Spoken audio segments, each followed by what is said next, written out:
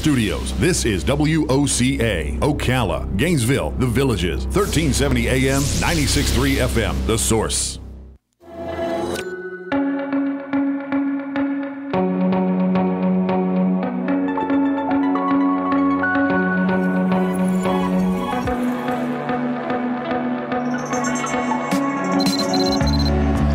Minutes after 11 o'clock. Thank you for tuning in. Looks like it might want to rain out there.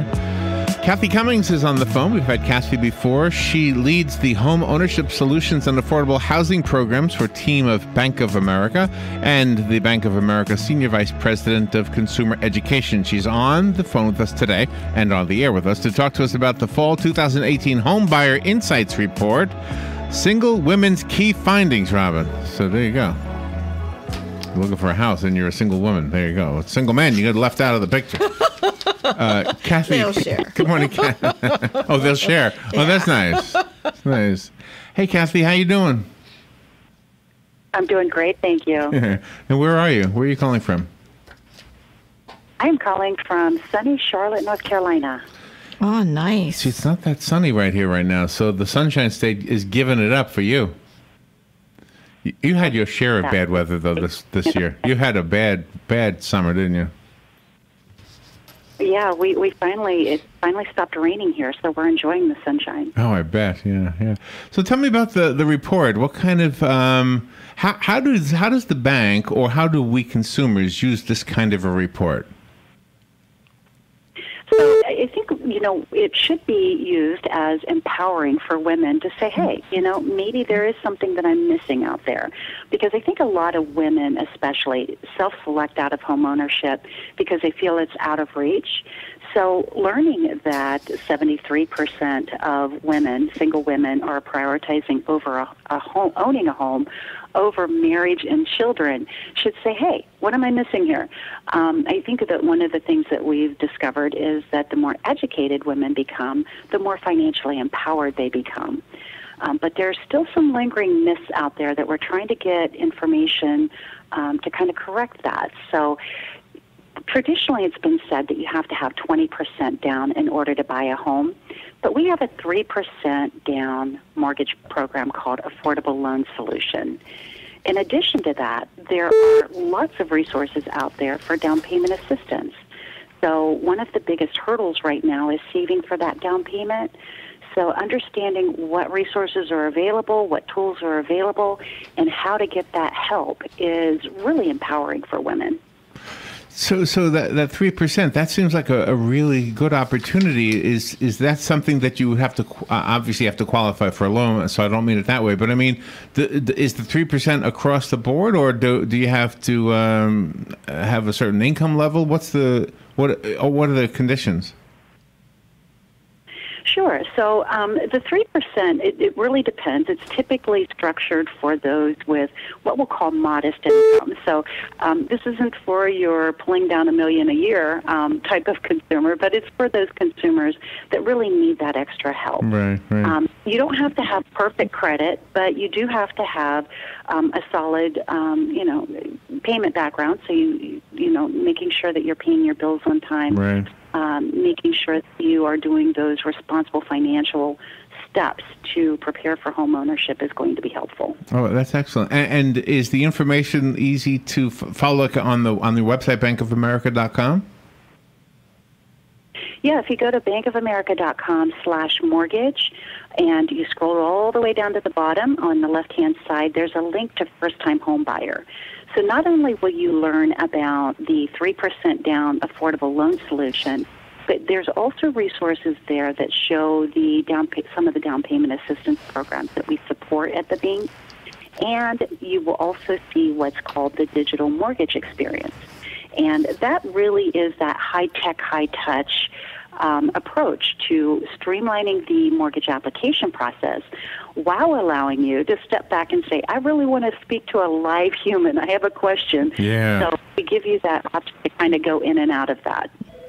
If a woman has a child and she's single, is it harder for her to buy a home? Absolutely not. It's all about your income and what your expenses are. So If you have a child, it's absolutely, I would say many of the women that I work with through housing counseling agencies are single family head of households. And it's quite doable. You just have to look at your full financial picture and make those choices as to what your financial priorities are.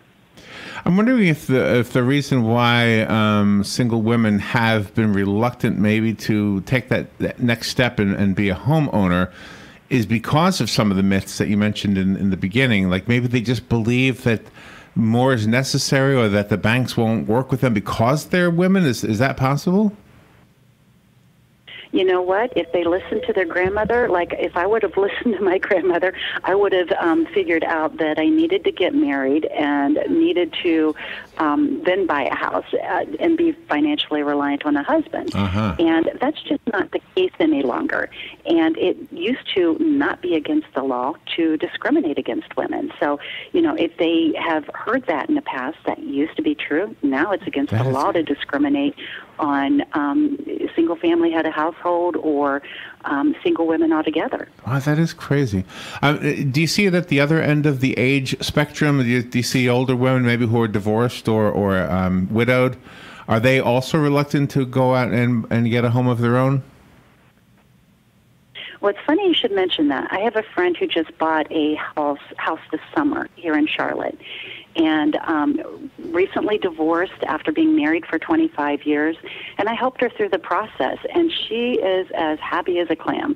And that sense of accomplishment, of being able to do it by herself, was just a feeling that was overwhelmingly fun to watch.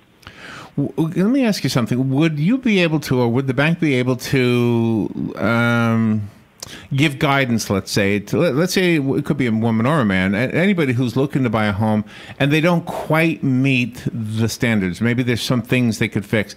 Could you actually look at their circumstances and say, well, look, you're not really going to be approved right now, but if you do this, this, and this and come back in a year, things will look different? Does that ever happen? Oh, absolutely. And one of the things that we do is we partner. The U.S. government has HUD, which is Housing and Urban Development, and they fund housing counseling agencies across the country. My job is to partner with those housing counseling agencies on doing outreach events and providing that hand-holding to get people mortgage ready. So when we have lending officers who are working with a borrower who aren't quite mortgage ready, one of the things that they're told to do is to connect them with a housing counseling agency to help them either establish credit, rebuild credit, build a savings plan, whatever the issue is or the gap is, help that borrower get mortgage ready. That's really, I love that you said that, because there has been a few times, what comes to mind is Habitat for Humanity. They often have people who don't qualify, but they could qualify if they just kind of did a few things. And that's kind of where that came from. Mm-hmm, absolutely. And they're one of our partners that we work with as well. Many of them do housing counseling, even outside of the Habitat for Humanity model. Have you found that co-signers have had to be needed, or can the woman do it all on her own?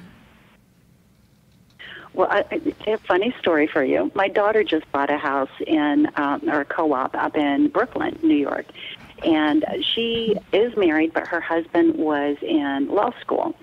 And the real estate agent told her, don't put him on the mortgage application. So she was able to do it all by herself. She didn't need the assistance of an additional income from her husband in order to make this happen. So women are earning more because, one of the things that we see is the Department of Education has stated that 140 women will graduate with some level of college degree this year compared to 100 men. So more education means more financial empowerment, and women are able to do this on their own. Wow, that's good to know. It sounds like really good information. So let's make sure the listeners know where to go for more information. We mentioned the website earlier, bankofamerica.com/mortgage. Yes. Is that right? Or mortgages? Is there? Mortgage. Mortgage. Yeah. And then if you scroll down to the bottom, there's a link for first-time home buyer. And if you're interested in finding a housing counseling agency, you can go to HUD.gov, HUD.gov, and there is a resource section. And under that resource section, you can find housing counseling agencies. And congratulations for all of your volunteer work that you yourself are doing for the underserved communities. You are really inspiring people to better themselves. That's what we aspire to do. Especially, it's a personal passion as well as being able to do this for a living. So it's great. That was great, Kathy Cummings. Thank you so much again for being on there. Have a great Thanksgiving. You too. Thank you, Larry and Robin. You're welcome. We'll be right back.